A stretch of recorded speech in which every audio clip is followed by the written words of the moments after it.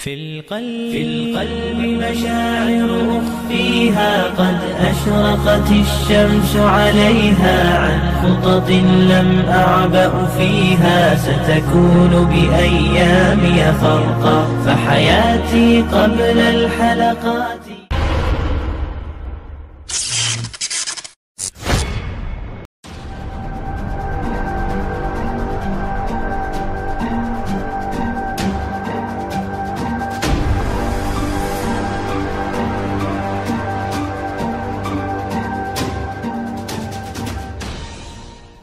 Assalamualaikum warahmatullahi wabarakatuh. Hari kiamat digambarkan sebagai hari yang menakutkan bagi siapapun dan dari pemeluk agama manapun yang mempercayainya. Belakangan ini, semenjak masuk bulan Ramadan, beredar broadcast di media sosial bahwa kiamat akan datang pada malam Jumat atau hari Jumat pertengahan bulan Ramadan. Benarkah demikian? Setelah dilacak memang terdapat sebuah hadis yang diriwayatkan dari sahabat Nabi, yakni Abdullah bin Mas'ud, yang pernah mendengar dari Nabi SAW. Beliau bersabda demikian, yang artinya, bila terdengar suara dahsyat terjadi pada bulan Ramadan, maka akan terjadi suatu huru-hara pada bulan Syawal. Semua suku akan saling berperselisih pada bulan Dzulqa'dah. Pertumpahan darah terjadi pada bulan Dzulhijjah dan Muharram. Ada apa dengan bulan Muharram? Pada bulan ini banyak manusia yang terbunuh. Rasulullah sampai mengulanginya sebanyak 3 kali. Para sahabat pun bertanya, suara dahsyat apakah itu wahai Rasulullah? Rasulullah menjawab, suara keras yang terjadi pada pertengahan bulan Ramadan, yaitu tepatnya pada malam Jumat. Itu suara dahsyat yang nanti akan mengagetkan orang-orang yang sedang tidur, membuat orang-orang yang berdiri menjadi duduk. Para wanita terlepas keluar dari kamarnya. Pada malam Jumat di tahun tersebut banyak terjadi gempa bumi. Jika kalian telah melaksanakan sholat subuh di hari Jumat, maka masuklah ke dalam rumah dan kuncilah pintu rumah kalian. Tutuplah lubang-lubangnya. Lindungi diri kalian dengan selimut. Tutuplah telinga kalian. Jika kalian merasakan suara yang dahsyat, maka agungkanlah Allah Subhanahu wa Ta'ala dengan bersujud dan berdoa, Subhanal Quddus, Subhanal Quddus, Rabbinal Quddus.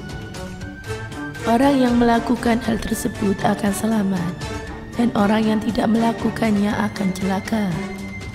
Terkait hal tersebut, hadis ini ternyata terdapat dalam kitab Al-Fitan, karya Imam Nu'am bin Hamad, salah satu guru Imam Al-Bukhari yang berasal dari Mawa di Khurasan, yang sekarang masuk wilayah Turkmenistan.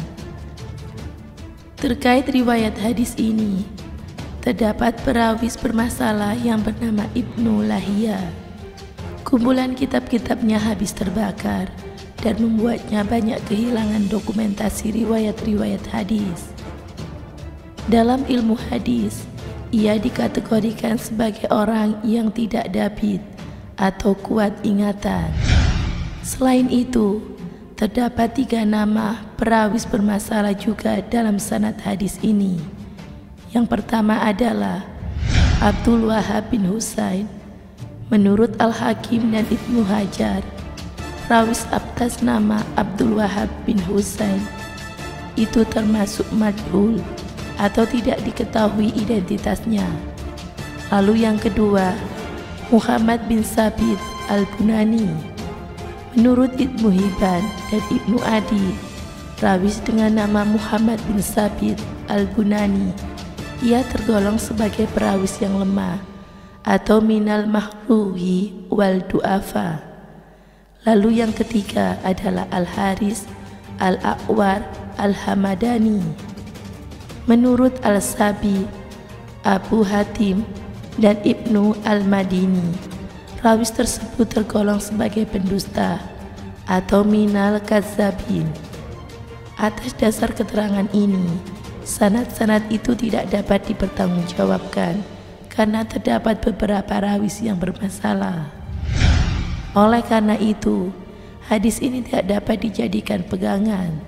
Terlebih lagi, hadis ini terkait dengan permasalahan gaib yang tidak diketahui oleh siapapun. Dalam permasalahan gaib, kita tidak boleh menggunakan hadis bermasalah sebagai dalil. Namun demikian, hal ini bukan berarti kita mengabaikan begitu saja pesan dari hadis tersebut. Hadis tersebut memang menjelaskan mengenai hari kiamat yang akan terjadi pada hari Jumat. Mengenai hal ini, memang terdapat hadis sahih yang menjelaskan bahwa hari kiamat terjadi pada hari Jumat, sebagaimana diriwayatkan dalam Sahih Muslim menurut Imam Al-Munawwir dalam Syarh Zamil Al-Syagir. Hari kiamat itu terjadi pada hari Jumat di antara waktu subuh dan terbitnya matahari. Hari Jumat kapankah yang akan terjadi? Nah, dari sini kita tidak dapat keterangan yang khusus mengenai kapan terjadinya hari kiamat tersebut. Bisa terjadi pada bulan Ramadan tahun ini, Syawal, atau entah berapa puluh atau ratusan tahun lagi. Oleh karena itu, marilah kita membekali dalam menghadapi hari yang menakutkan tersebut dengan amal yang soleh dan menghindari perbuatan-perbuatan buruk. Semoga ketika kita kembali kepada Allah Subhanahu wa Ta'ala, kita kembali dengan keadaan husnul khotimah. Amin. Semoga bermanfaat. Wallahu a'lam bishawab.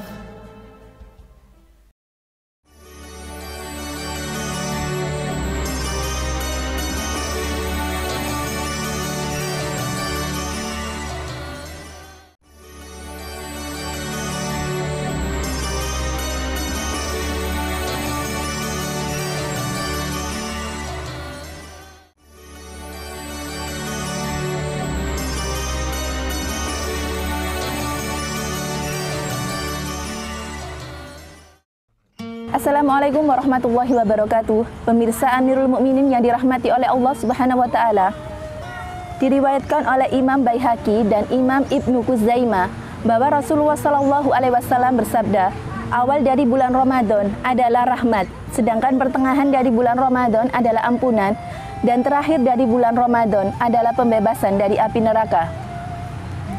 Para ulama pun membagi bulan Ramadan menjadi 3 bagian. 10 hari pertama adalah bulan penuh rahmat, dan 10 bulan kedua adalah pengampunan, dan 10 bulan terakhir adalah pembebasan dari api neraka. Oleh karena itu, kita sebagai umat Islam, maka jangan sampai menyia-nyiakan bulan Ramadan dengan begitu saja. Marilah kita isi bulan Ramadan dengan memperbanyak berbuat baik. Salah satunya adalah berzikir, berpuasa, sholat malam, tarawih, dan masih banyak lagi yang bisa kita lakukan di bulan yang penuh dengan kemuliaan tersebut. Dengan harapan supaya kita mendapatkan ampunan dari Allah Subhanahu wa Ta'ala dan kita dihapuskan semua dosa-dosa kita sehingga kita layaknya seperti bayi yang baru lahir dari seorang ibunya. Memasuki 10 hari terakhir bulan Ramadan, Rasulullah SAW pernah bersabda yang diriwayatkan oleh Jabir radhiyallahu anhu, langit dan bumi menangis karena berakhirnya bulan Ramadan. Lalu satu sahabat bertanya kepada Rasulullah, wahai Rasulullah, mengapa mengapa langit dan bumi serta para malaikat menangis? Lalu Rasulullah SAW menjawab bahwa lenyapnya bulan Ramadan adalah musibah bagi umat Nabi Muhammad SAW, karena bulan Ramadan adalah bulan di mana semua kebaikan dilipat gandakan, lalu semua doa dikabulkan dan sedekah diterima serta azab dihapuskan oleh Allah Subhanahu wa Ta'ala. Masya Allah, semoga di bulan Ramadan ini kita bisa memanfaatkan dalam mencari ilmu, dalam berbuat baik semaksimal mungkin, sehingga kita menjadi orang yang beruntung. Amin. Semoga bermanfaat. Wallahu a'lam bishawab. Saya akhiri. Wassalamualaikum warahmatullahi wabarakatuh.